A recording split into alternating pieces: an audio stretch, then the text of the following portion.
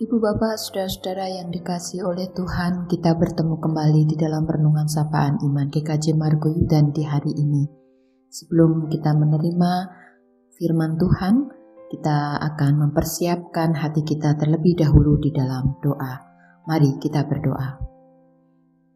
Kami bersyukur atas cinta kasih kemurahan yang Tuhan berikan pada kami di hari ini. Sebelum kami melanjutkan aktivitas kami yang lain, kami ingin menerima pengajaran-Mu yang menjadi kekuatan dan pedoman di dalam kami melangkah mengiring Engkau. Utuslah Roh-Mu yang kudus, mempersiapkan hati kami dan memampukan kami untuk mengerti pengajaran Tuhan yang akan kami renungkan bersama ini. Di dalam Kristus Yesus kami berdoa. Amin.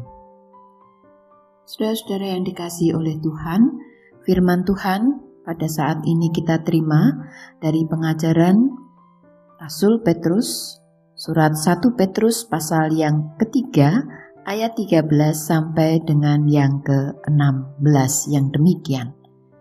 Dan siapakah yang akan berbuat jahat terhadap kamu jika kamu rajin berbuat baik? Tetapi sekalipun kamu harus menderita juga karena kebenaran, kamu akan berbahagia. Sebab itu, janganlah kamu takuti apa yang mereka takuti dan janganlah gentar. Tetapi kuduskanlah Kristus di dalam hatimu sebagai Tuhan dan siap sedialah pada segala waktu untuk memberi pertanggungan jawab kepada tiap-tiap orang yang meminta pertanggungan jawab dari kamu tentang pengharapan yang ada padamu. Tetapi haruslah dengan lemah lembut dan hormat, dengan hati nurani yang murni, supaya mereka yang memfitnah kamu karena hidupmu yang saleh dalam Kristus menjadi malu karena fitnahan mereka itu. Demikian firman Tuhan. Ibu Bapak dan saudara-saudara yang dikasihi oleh Tuhan, perjalanan hidup dan karya iman orang percaya tidak mungkin tanpa rintangan dan hambatan. Kesulitan dan penderitaan justru merupakan bagian dari perjalanan iman di dalam Kristus. Persoalannya adalah, apakah orang-orang Kristen siap hidup dan melakukan karya iman di tengah segala rintangan dan kesulitan yang ada? Pada saat berhadapan pada situasi-situasi sulit yang menghimpit, seringkali ketakutan menguasai orang-orang Kristen. Dan dalam situasi seperti itu, akibat yang sering muncul adalah kekecewaan serta terhentinya karya iman. Iman pun menjadi goyah. Mengapa hal ini bisa terjadi? Bisa jadi karena fokus pandangan mereka lebih terarah pada rintangan daripada kepada Kristus. Dengan kata lain, mereka tidak menempatkan Kristus sebagai pusat kehidupan yang memimpin hidupnya, sehingga hidup orang-orang Kristen mudah dikuasai oleh kekhawatiran dan ketakutan.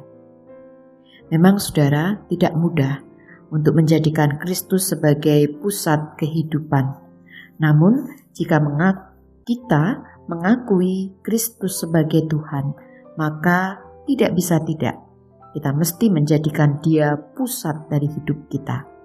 Setiap orang Kristen perlu menguduskan Kristus sebagai Tuhan dalam hidupnya, agar dengan demikian berani mempertanggungjawabkan iman dan karya iman apabila berada dalam situasi yang penuh rintangan dan tantangan.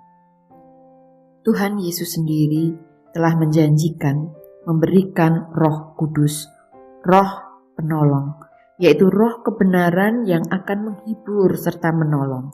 Roh Kuduslah yang akan mengaruniakan kekuatan, keberanian, dan hikmat untuk berkata-kata.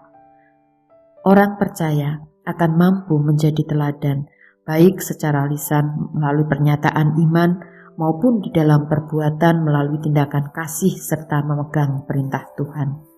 Oleh karena itu, saudara, mari kita tempatkan Tuhan untuk menguasai hidup kita. Maka tidak ada kuasa-kuasa lain yang mendapatkan tempat di hati kita. Kita tidak akan dikuasai lagi oleh ketakutan.